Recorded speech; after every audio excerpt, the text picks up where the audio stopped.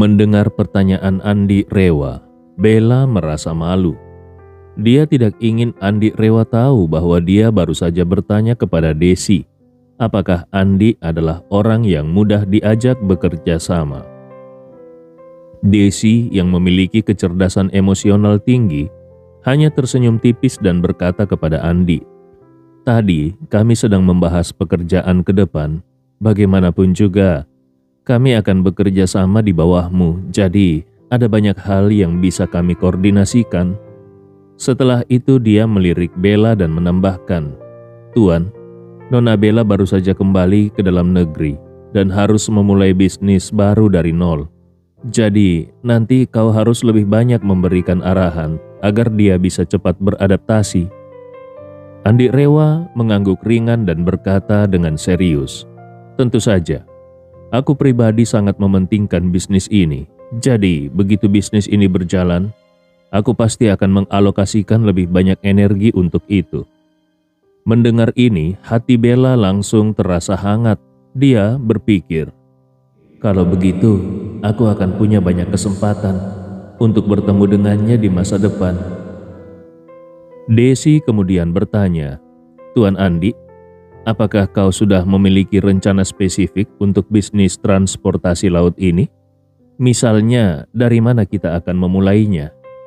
Andi Rewa berkata, "Aku berharap kita bisa segera masuk ke inti bisnis ini tanpa terlalu banyak menghabiskan waktu untuk memahami industri atau berintegrasi di dalam sumber daya.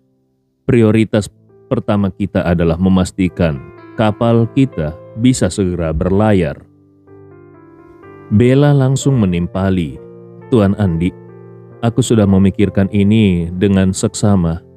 Langkah awal yang perlu kita lakukan adalah segera mendaftarkan perusahaan transportasi laut dan memperoleh izin operasi serta lisensi pelayaran yang relevan. Begitu semuanya selesai, secara teori, kapal kita bisa beroperasi secara sah." Dia kemudian melanjutkan, "Namun, karena kita memulai semuanya dari nol, kita belum memiliki kapal atau akses ke pelabuhan. Jadi, selain mempersiapkan hal-hal mendasar, kita juga harus mulai mengintegrasikan sumber daya terkait, baik untuk kapal maupun pelabuhan. Untuk pelabuhan, aku bisa mengurus jaringan dan hubungan bisnis. Tapi untuk kapal, kita harus segera mengambil tindakan.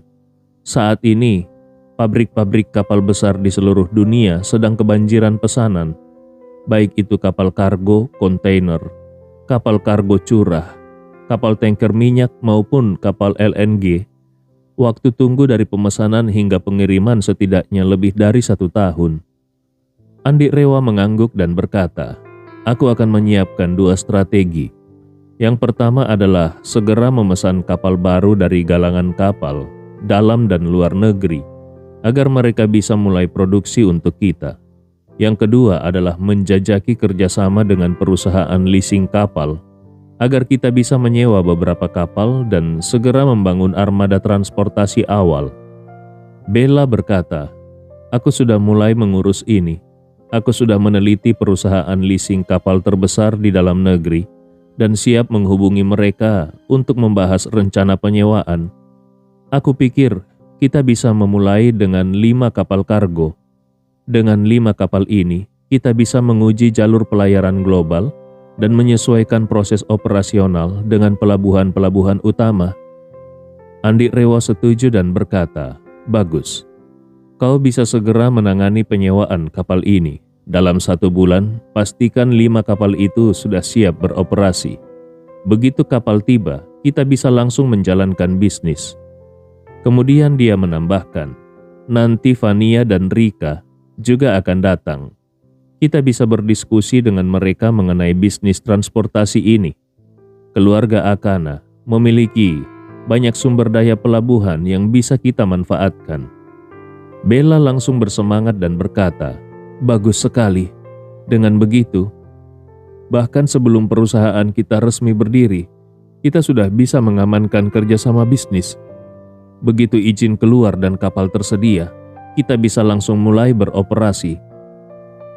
Setelah itu ia bertanya dengan hati-hati, "Tuan Andi, bolehkah aku bertanya, berapa banyak dana yang sudah Anda siapkan untuk bisnis transportasi laut ini? Sebagai seorang yang memahami dunia bisnis, Bella tahu bahwa hampir semua pengusaha memiliki beberapa kesamaan. Pertama, hampir semua orang akan melebih-lebihkan investasi dan modal mereka. Kalau seseorang membuka toko dengan modal 500 juta, mereka pasti akan mengklaim bahwa mereka menginvestasikan lebih banyak. Ini bukan hanya soal gengsi, tetapi juga strategi untuk membuat industri tersebut tampak memiliki ambang masuk yang lebih tinggi. Kedua, hampir semua pengusaha memiliki impian terbesar yang sama, menghasilkan keuntungan tanpa modal sendiri. Bagi seorang pengusaha, meraih keuntungan tanpa modal pribadi adalah pencapaian tertinggi, karena hanya dengan cara ini mereka bisa memperoleh laba bersih absolut. Bella tidak tahu pasti berapa banyak uang yang bisa disediakan Andi untuk bisnis ini. Andi Rewa berpikir sejenak sebelum berkata, "Pada tahap pertama, aku akan menyiapkan 5 miliar dolar Amerika Serikat sebagai dana awal. Nanti, mungkin aku akan menambahkan lebih dari 10 miliar dolar Amerika Serikat lagi, tergantung pada hasil yang kita capai dalam tahap pertama." Kemudian dia menoleh ke Bella dan bertanya, "Menurutmu, apakah dana itu cukup untuk tahap pertama?" Tanpa ragu sedikit pun Bella langsung menjawab, "Cukup, bahkan lebih dari cukup. Dengan dana sebesar itu, aku bisa memperluas skala lebih jauh dari rencana awal. Kita bisa langsung memesan 10 kapal kargo baru ke galangan kapal, sehingga tahun depan kapasitas angkut kita akan meningkat pesat." Andi Rewa mengangguk dan berkata, "Baiklah, urusan ini sepenuhnya kuserahkan kepadamu." Saat itu, suara ketukan pintu terdengar dari luar, disusul suara sekretaris Desi. Direktur Desi, Nona Fania dan Nona Rika sudah tiba. Desi segera berkata, "Persilakan mereka masuk." Andi Rewa berpesan kepada Desi dan Bella. "Fania dan Rika belum tahu tentang situasiku di keluarga Rewa. Jadi nanti hati-hati, jangan sampai keceplosan." Keduanya mengangguk mengerti. Tidak lama kemudian, pintu kantor terbuka dan 2 wanita yang sangat cantik melangkah masuk. Mereka adalah Fania Wirawan yang anggun dan mempesona, serta Rika Akana yang lembut dan elegan. Saat melihat Andi, Fania dengan hormat berkata, "Halo Tuan Andi." Sementara itu Rika yang tidak bisa menyembunyikan kegembiraannya juga ikut menyapa, "Halo Tuan Andi." Mendengar sapaan itu, Bella terkejut. Dia sama sekali tidak menyangka bahwa di sekitar Andi ada begitu banyak wanita cantik. Hanya Desi saja sudah cukup menakjubkan, tapi kini muncul 2 wanita lain yang sama cantiknya, bahkan bisa dikatakan lebih menawan. Andi Rewa tersenyum dan berkata kepada mereka, "Kalian datang tepat waktu. Aku sedang berdiskusi dengan Bella dan Desi mengenai bisnis transportasi laut." Setelah itu dia pun memperkenalkan mereka satu sama lain secara singkat. Rika kemudian berbicara, "Oh iya, Tuan Andi, aku mendapat kabar bahwa grup transportasi laut keluarga Smith telah menyelesaikan perubahan kepemilikan saham. Semua saham sekarang berada di tangan Ziva Smith." Dia melanjutkan dengan serius, "Grup ini memiliki armada transportasi laut yang sangat besar, tetapi mereka masih dalam kondisi dibekukan dan tidak bisa beroperasi.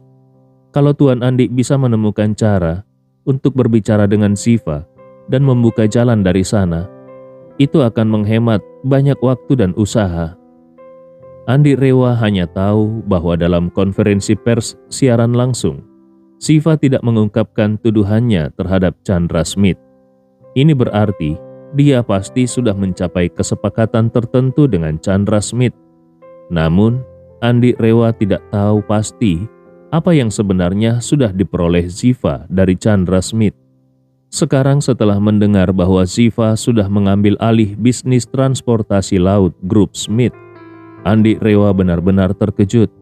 Dia tidak menyangka gadis ini begitu lihai. Dengan satu gerakan saja, Ziva berhasil mengambil bagian besar dari bisnis keluarga Smith. Atau lebih tepatnya, ini bukan hanya sekedar mengambil bagian, melainkan seperti memotong satu kaki Chandra Smith. Namun, Andi Rewa tetap merasa heran. Dia bertanya kepada Rika, sekarang bisnis itu sepenuhnya dibekukan. Apakah Ziva memiliki cara untuk menghidupkannya kembali? Rika segera menjawab, sejujurnya aku tidak tahu pasti apa yang direncanakan Ziva. Namun menurutku hanya ada dua kemungkinan. Pertama, dia bisa memindahkan semua operasinya ke luar negeri. Namun ini membutuhkan sumber daya internasional yang sangat kuat. Keluarga Smith sendiri tidak berhasil melakukan ini sebelumnya. Jadi aku rasa Ziva juga tidak akan mudah melakukannya.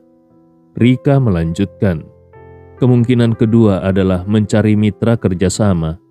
Menurutku strategi terbaiknya adalah membongkar transportasi laut grup Smith, membagi-bagi asetnya lalu mengintegrasikannya dengan perusahaan lain. Dengan kata lain, keluarga Smith menggunakan sumber daya mereka untuk mendapatkan saham di berbagai perusahaan dan menarik diri ke belakang layar, sehingga bisa menghindari pembatasan yang mereka hadapi saat ini. Pada saat ini, Bella tidak bisa menahan diri untuk ikut berkomentar. Nona Rika benar, tapi menurutku opsi kedua ini akan menyebabkan kerugian besar bagi keluarga Smith. Ini seperti memiliki jaringan supermarket besar, tetapi tiba-tiba semua gerainya dilarang beroperasi. Satu-satunya cara untuk tetap bertahan adalah dengan menjual semua produknya ke supermarket lain. Tentu saja para pesaing ini akan menekan harga sekeras mungkin dan mengikis keuntungan mereka. Andi Rewa mengangguk pelan. Bagi keluarga Smith dan Ziva, pilihan pertama hampir mustahil untuk diwujudkan. Sedangkan pilihan kedua lebih realistis, tetapi biayanya sangat besar. Rika tiba-tiba berkata, Tuan Andi, kurasa kau bisa menghubungi Ziva. Kau pernah menyelamatkan nyawanya, jadi mungkin dia akan setuju untuk mengalihkan sumber dayanya kepadamu. Kalau itu terjadi, kau bisa melewati semua tahapan persiapan, permulaan, dan pengembangan bisnis yang panjang. Mendengar ini, Bella, Vania, dan Desi semua tampak terkejut. Tidak satu pun dari mereka menyangka kalau Andi ternyata pernah menyelamatkan nyawa Ziva. Dengan heran Bella bertanya, Tuan Andi, kau pernah menyelamatkan Ziva? Andi Rewa mengangguk dan mengangkat dua jari, lalu dengan santai berkata, 2 kali. Bella terkejut. Di dalam hatinya dia berpikir, astaga, Andi Rewa hanya menyelamatkanku sekali, tapi aku sudah merasa begitu terikat padanya dan pikiranku penuh dengan bayangannya. Sementara Ziva sudah diselamatkan 2 kali. Bukankah ini berarti perasaannya terhadap Andi jauh lebih dalam daripada perasaanku? Saat itu, Vania ikut bicara. Tuan Andi, kalau kau sudah menyelamatkan Ziva 2 kali, kenapa tidak mencoba membahas kerjasama dengannya? Lagi pula, sekarang dia hanya bisa mencari mitra untuk bekerja sama. Dibandingkan dengan perusahaan lain, jelas lebih menguntungkan baginya untuk bekerja sama denganmu. Andi Rewa mulai tertarik dengan ide ini. Saat ini, bisnis transportasi lautnya masih dalam tahap perencanaan, sementara bisnis transportasi laut grup Smith sudah memiliki skala yang sangat besar. Kalau dia bisa mengintegrasikan sumber daya mereka, bisnisnya bisa langsung beroperasi. Namun, ada satu kendala besar.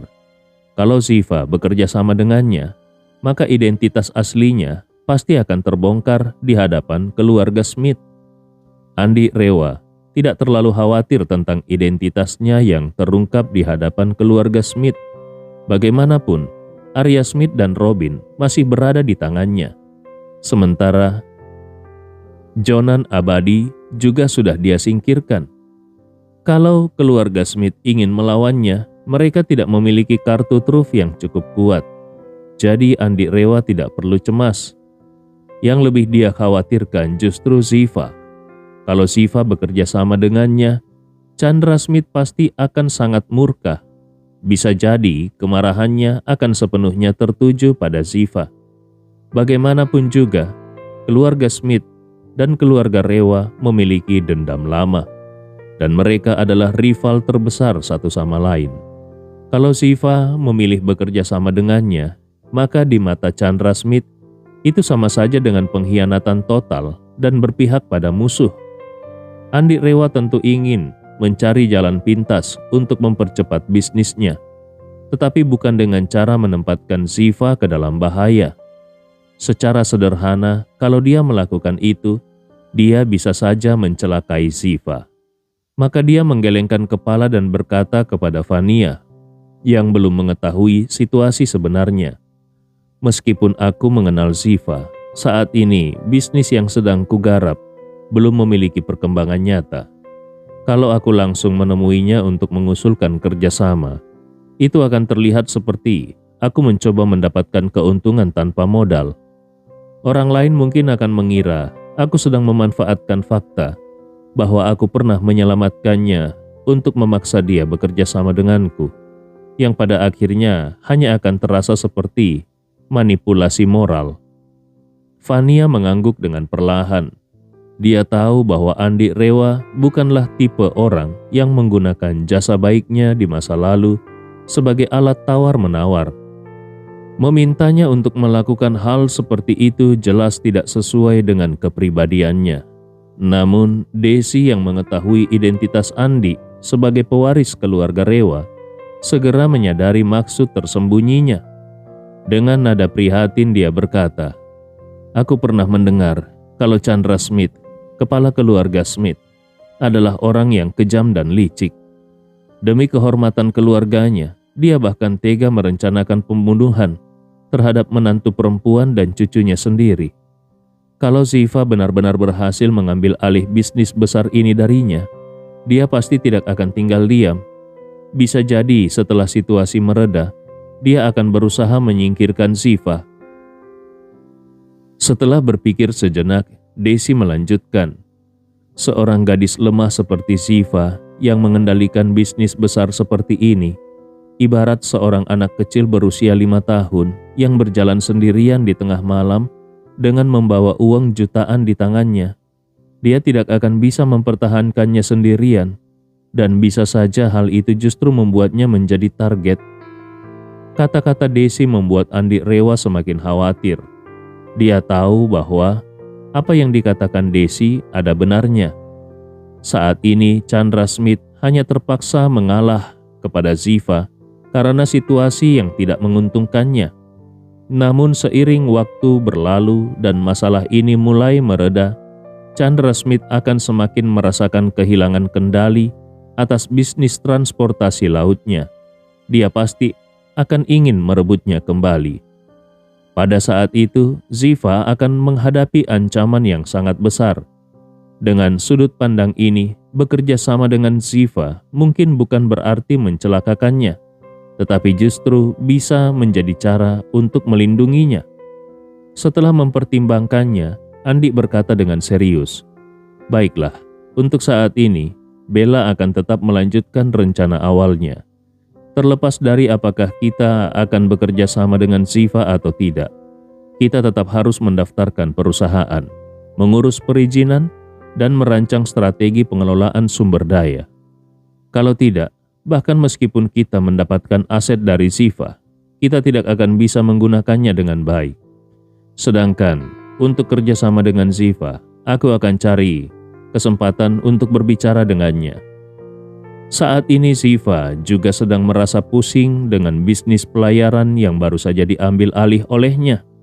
Meskipun aset ini sangat besar, tetapi saat ini bisnis ini seperti kue yang ada di tangannya tetapi tidak bisa dia makan. Bagaimanapun juga seluruh bisnis ini sudah diblokir dan untuk saat ini dia belum menemukan cara untuk mengoperasikannya kembali.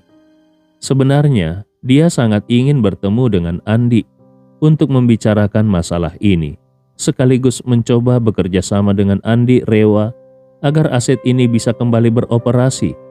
Namun, dia juga khawatir Andi mungkin masih memiliki kebencian terhadapnya dan keluarganya. Bagaimanapun, ayahnya dan bahkan seluruh keluarganya sudah lama menjadi musuh keluarga Rewa. Bahkan mungkin saja mereka terlibat dalam kematian orang tua Andi Rewa. Karena itu, dia belum bisa memutuskan langkah selanjutnya. Beruntung, bisnis pelayaran ini baru saja dipindahkan ke namanya.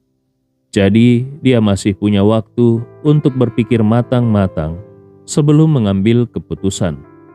Di saat yang sama, Chandra Smith diam-diam sudah memberi perintah kepada Josh untuk mencari tahu rencana Ziva dalam mengelola bisnis pelayaran ini. Ketakutan terbesar Chandra Smith adalah kalau Ziva langsung menjual seluruh aset perusahaan pelayaran ini. Kalau itu terjadi, maka semuanya benar-benar sudah tidak bisa diselamatkan lagi. Bagaimanapun, sekarang perusahaan ini sudah atas nama Ziva. Semua aset dan sumber daya ada di tangan Ziva. Kalau Ziva memutuskan untuk menjual perusahaan ini secara terpisah, tidak ada seorang pun yang bisa menghentikannya. Meskipun keluarga Smith dilarang untuk mengoperasikan bisnis ini, mereka tidak dilarang untuk menjual asetnya. Jadi, kalau Ziva mengubah seluruh aset ini menjadi uang tunai dan memasukkannya ke rekening pribadinya, bahkan Chandra Smith sekalipun tidak akan bisa merebut kembali uang itu dan menebus kembali perusahaan pelayaran yang sudah terjual. Karena perintah ini, sejak pagi Josh sudah mengelilingi Ziva, berusaha mencari tahu rencana adiknya dengan berbagai cara. Bahkan, dia menawarkan untuk menghentikan sementara bisnis yang sedang dia kelola, agar bisa fokus membantu Ziva menjalankan perusahaan pelayaran ini. Menurutnya, sebagai seorang kakak, dia harus mendukung adiknya, baik itu dalam menghadapi keberuntungan maupun kesulitan. Keluarga pihak ibu mereka sangat terkesan dengan sikap Josh. Mereka menganggap kalau Josh benar-benar ingin mendukung adiknya tanpa pamrih. Namun, hanya Ziva yang tahu bahwa semua yang dikatakan kakaknya bukanlah niat tulus, melainkan hanya untuk mengorek informasi darinya. Mengetahui niat tersembunyi kakaknya, hati Ziva pun merasa muak dan gelisah. Dia takut dirinya tidak akan mampu mempertahankan bisnis yang dengan susah payah sudah dia rebut. Karena itu, dia semakin ingin bertemu dengan Andi. Dia ingin berbicara dengan Andi dan meminta saran tentang apa yang harus dia lakukan. Namun, dia tidak yakin apakah Andi Rewa mau menemuinya atau tidak. Setelah berpikir lama, akhirnya dia memberanikan diri untuk mengirim pesan kepada Andi di chat. "Tuan Andi, apakah kau punya waktu untuk bertemu denganku?" Saat menerima pesan ini, Andi Rewa sedikit terkejut. Meskipun dia tidak tahu alasan pasti kenapa Ziva ingin menemuinya, tapi dia menduga itu pasti ada hubungannya dengan bisnis pelayaran tersebut.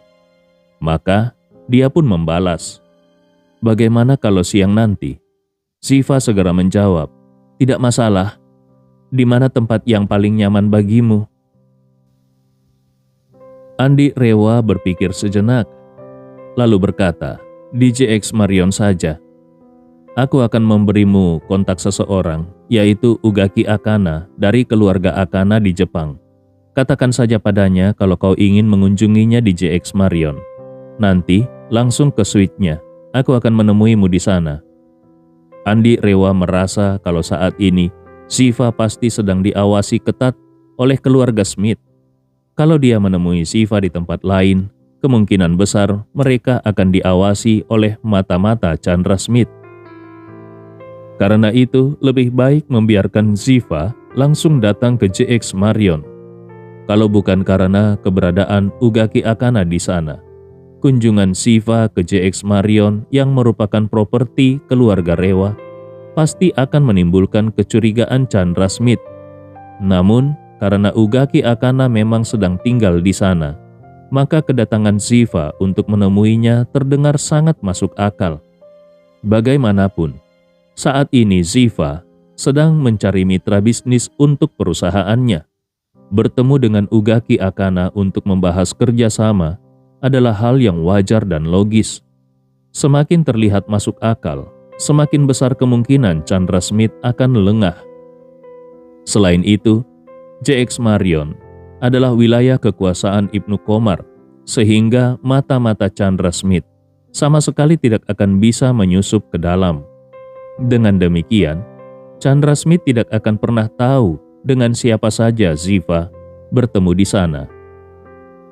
Siang hari pun tiba dengan cepat.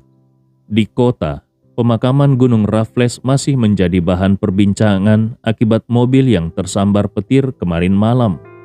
Namun tidak ada seorang pun yang mengaitkan kejadian itu dengan Jonan Abadi.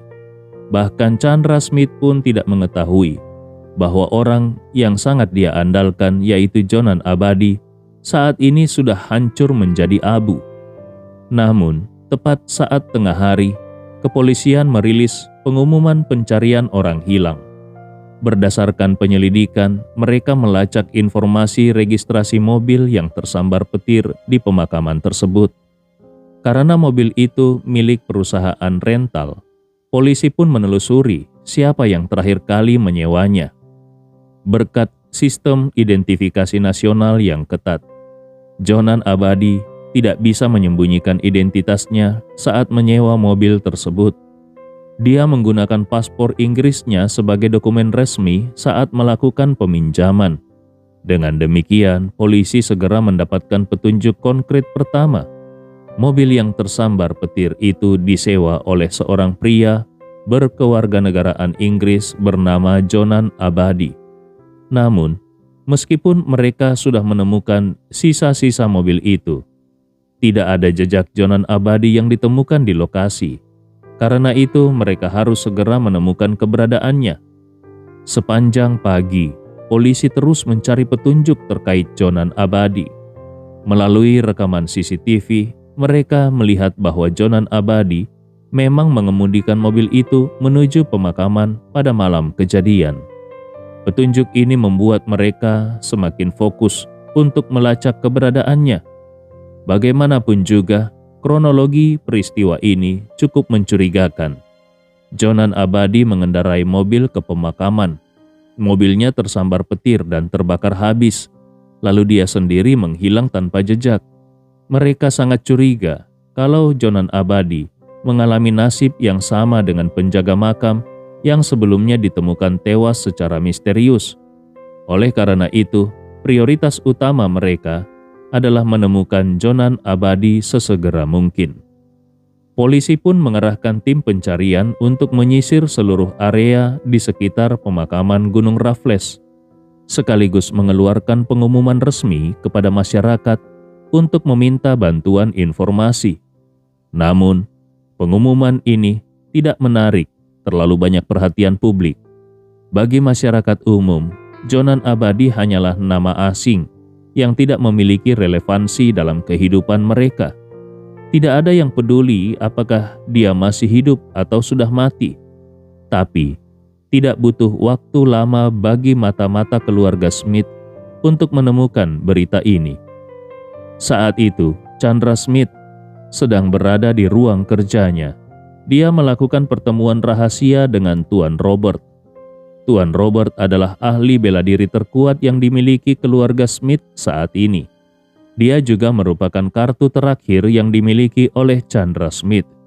Kalau Tuan Robert sampai kalah, maka Chandra Smith benar-benar akan kehilangan semua harapan. Kali ini Tuan Robert datang secara khusus untuk membahas masalah Jonan Abadi. Dia bertanya kepada Chandra Smith, "Tuan, apakah rencanamu setelah Jonan Abadi berhasil membunuh pria misterius itu adalah menghabisi Reza Tanujaya?" Chandra Smith menjawab tanpa ragu, "Benar. Reza Tanujaya sekarang sudah mencapai level petarung bintang 4. Kalau dia tidak bisa dikendalikan, maka di masa depan dia akan menjadi ancaman besar. Aku tidak bisa membiarkan bahaya seperti itu tetap ada. Mendengar itu, Tuan Robert mengepalkan tangannya dan berkata, "Tuan, aku punya satu permintaan." Chandra Smith mengangguk. "Silakan, katakan, tidak perlu sungkan." Dengan serius Tuan Robert menjelaskan, kalau Reza Tanujaya mampu menembus ke tingkat petarung bintang 4, pasti ada suatu kesempatan langka yang membuatnya bisa mencapai tahap itu. Mungkin dia sudah menemukan metode bela diri rahasia yang belum diketahui orang lain. Sementara itu, Jonan Abadi adalah seorang ahli dalam seni racun dan ilmu mistik. Aku rasa, sebelum membunuh Reza Tanujaya, akan lebih baik kalau kita memaksanya untuk mengungkapkan rahasia teknik bela dirinya terlebih dahulu. Bagi Tuan Robert, yang juga seorang ahli bela diri, mendengar bahwa Reza Tanujaya sudah mencapai tingkat petarung bintang 4, membuat hatinya dipenuhi rasa iri dan harapan. Namun, jalan menuju puncak seni bela diri penuh dengan kesulitan dan rintangan. Bagi kebanyakan orang, mencapai tingkat petarung bintang 2 saja sudah membutuhkan bakat luar biasa dan sumber daya yang besar. Sedangkan untuk tingkat bintang 3, jumlahnya lebih sedikit lagi. Hanya segelintir orang yang mampu mencapainya. Sementara itu, hingga saat ini, hanya ada satu orang yang diketahui sudah mencapai tingkat bintang 4. Orang itu adalah Reza Tanujaya. Maka dari itu, Tuan Robert yakin kalau Reza Tanujaya pasti mengalami sebuah kesempatan yang luar biasa. Kemungkinan terbesar adalah dia menemukan teknik rahasia bela diri yang lebih canggih. Hal ini membuat Tuan Robert sangat bersemangat dan penuh harapan. Namun, dia juga sadar bahwa bahkan teknik yang tidak sempurna pun seringkali menjadi rahasia turun-temurun sebuah keluarga dan tidak akan pernah diajarkan kepada orang luar. Kini, bagaimanapun juga, mereka memiliki peluang emas. Chandra Smith sudah mendatangkan Jonan Abadi, seorang ahli racun dan ilmu mistik. Walaupun kekuatan bela dirinya tidak tinggi, kemampuan Jonan dalam ilmu racun sudah mencapai tingkat luar biasa. Jonan mampu membunuh tanpa terlihat. Karena itulah Tuan Robert meminta kepada Chandra Smith agar Jonan Abadi dipakai untuk memaksa Reza Tanujaya mengungkapkan teknik bela dirinya sebelum dibunuh. Namun, Chandra Smith ragu-ragu. Dia berkata, "Aku tidak tahu apakah teknik racun Jonan Abadi cukup kuat untuk membunuh seorang petarung bintang 4. Bagaimanapun, tingkat ini sudah melampaui pemahaman kita.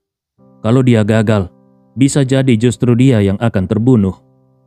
Tuan Robert segera menjelaskan, "Tuan, kau mungkin belum memahami kehebatan racun. Di dunia seni bela diri, racun seperti ini bisa diibaratkan sebagai senjata otomatis. Tidak peduli seberapa kuat seorang ahli bela diri, kalau mereka terkena tembakan dari jarak dekat, mereka tetap tidak akan bisa bertahan. Kemampuan Jonan Abadi dalam racun jauh lebih